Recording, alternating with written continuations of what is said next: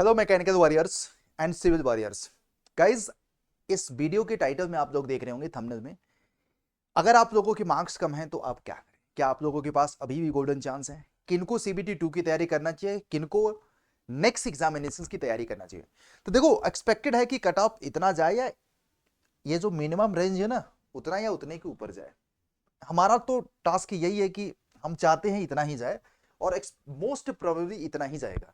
But किसी के इस रेंज से अगर 5 से 7 नंबर कम है, इसका मैंने डिटेल वीडियो कल किया भी था, वो भी सीबीटी 2 की तैयारी करे।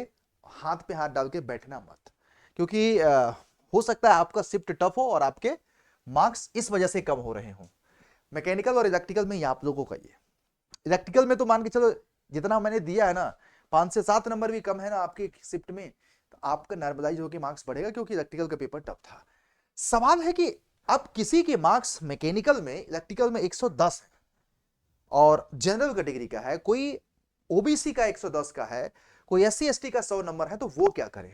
या उससे भी कम नंबर है। उसी तरह से सिविल में अगर किसी के मार्क्स 100 है और जनरल कैटेगरी का है, तो वो क्या स्टूडेंट करें? तो गाइज, उनके लिए आया हूं। तो सबसे पहले तो मैं आपको यही बोलूंगा, अपने आप को पहला स्टेप यही होता है, रीथिंक करो। ऐसी कौन सी कमी रह गई जिसकी वजह से आपका सिलेक्शन नहीं हुआ?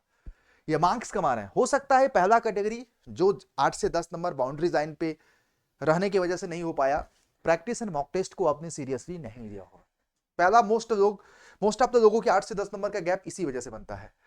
दूसरा कैटेगरी होता है कि कुछ लोगों की प्रैक्टिस और कॉन्सेप्ट दोनों नहीं, कुछ सब्जेक्ट के कॉन्सेप्ट अच्छे से नहीं क्लियर हो पाते क्योंकि उनको समय नहीं मिला, या एक बेहतर प्लेटफॉर्म नहीं मिला पढ़ने का, एक बेहतर रिसोर्स नहीं मिला पढ़ने का।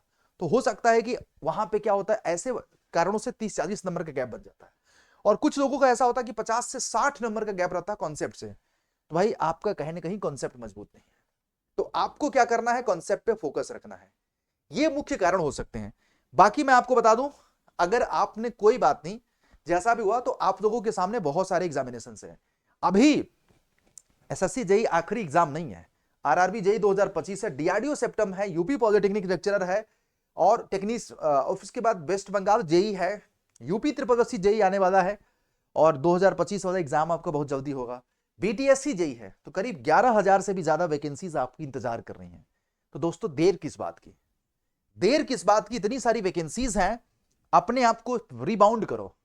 तो मैं हमेशा एक देसी भाषा में बात करूंगा, लो मार्क्स इसका मतलब यह नहीं कि रिजेक्शन हो गया आपका। नंबर आज आपके कम है, हर साल कट ऑफ से बहुत सारे बच्चे नीचे रह जाते हैं, तो क्या वो सेलेक्ट नहीं होते हैं? वो भी तो सेलेक्ट होते हैं। कैसे होते हैं, ये समझना है।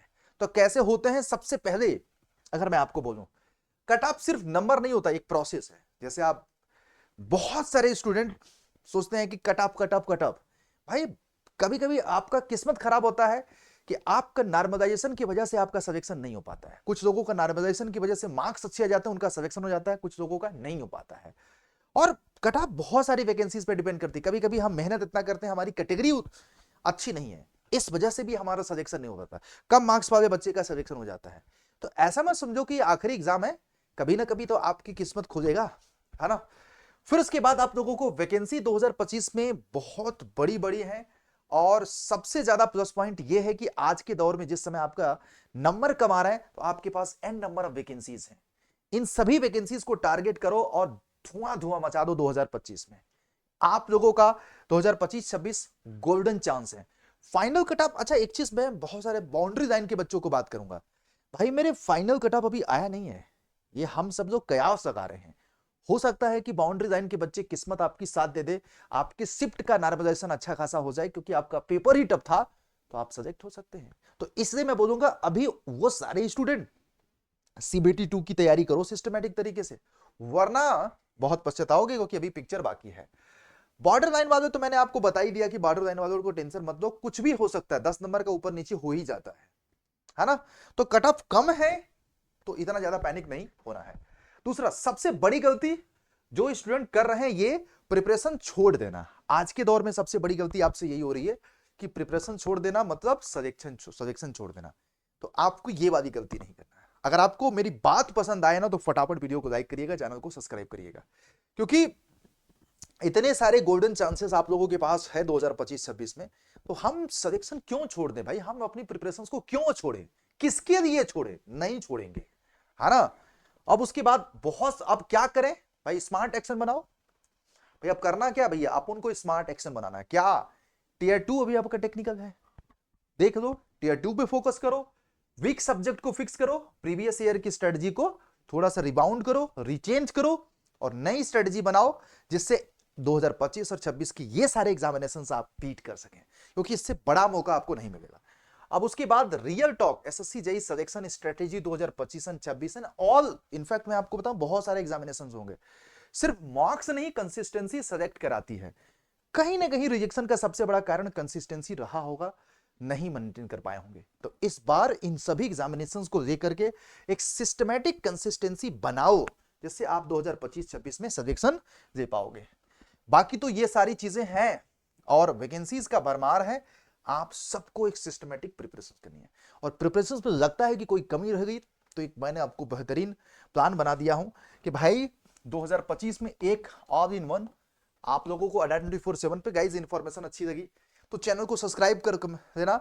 लो मार्क्स वालों के पास अभी गोल्डन चांस है 2025-26 में सिलेक्शन लेने का, लग जाओ और अपने कॉन्सेप्ट को मजबूत करो। सिस्टमैटिक 10,000 से भी ज्यादा क्वेश्चंस की प्रैक्टिस करना है before exam, just like an exam. और रिवीजन हमेशा फ्रीक्वेंट करना है, डेली 1 से 1.5 घंटे, वीक में 1 दिन, मंथ में 3 दिन, 3 महीने में कम से कम 5 से 6 दिन डेडिकेटेड करना है प्रिपरेशंस में रिवीजन के लिए। और रिवीजन हमेशा स्मार्ट एक्शन की तरह होना चाहिए, मतलब पढ़ा लिखा, पढ़ा याद किया लिखा, पढ़ा याद किया लिखा। जब तक आप जितना याद किया है उसको लिखोगे नहीं, तब तक बात नहीं बनेगी आपकी। तो आज जेईई कोर्सेज में अगर आप सभी ब्रांचेस के हैं, बहुत सारे एग्जामिनेशन लाइनअप है, उन सब की प्रिपरेशंस करनी है। इंजीनियर्स अड्डा हमेशा आप लोगों के साथ है, इंजीनियर्स अड्डा हमेशा आप लोगों के साथ है। तो यहाँ पे आज जेईई में जाकर के मैकेनिकल इंजीनियरिंग का या सिविल का जो भी ब्रांच है आपका, इलेक्ट्रिकल का जो भी ब्रांच, महापैक में बहुत सारे बैचेस जो मैंने आपको बताया, इतनी सारी वैकेंसीज हैं, उन सब के महापैक दे दो। और यहाँ पे ज्वाइन करते समय आप कूपन कोड यूज कर सकते हो Y201 फॉर मैक्सिमम डिस्काउंट 3100 रुपए का मिलेगा, जिसकी वैलिडिटी आपको 6 महीने। हालांकि वैलिडिटी कई तरह की हैं, यहाँ पे 6 महीने हैं, 12 महीने हैं, तो आप कोशिश करो 12 महीने का, क्योंकि 12 महीने में इसमें है ना, एक 6 महीने का मत पिक करना बेटा, 12 महीने का पिक करना। यहाँ पे ये कूपन कोड लगा करके यहाँ पे 2300 रुपए का मिल जाएगा 12 महीने का। वहां पे यहाँ पे कूपन कोड याद रखना Y201 है, जिसमें आपको मेरे मेंटरशिप पे ना होगा, साथ साथ आपको डिस्काउंट भी मिल जाएगा। ठीक है, सिविल के लोग सिविल के, मैकेनिकल के लोग मैकेनिकल के, इलेक्ट्रिकल के लोग इलेक्ट्रिकल के। मार्क्स कम हुआ तो क्या हुआ, सिलेक्शन तो आपकी बात लेना है यार। ठीक है, थैंक यू। तो गाइस अगर आप लोगों को कोई डाउट होगा तो कमेंट पे जरूर पूछ लेना।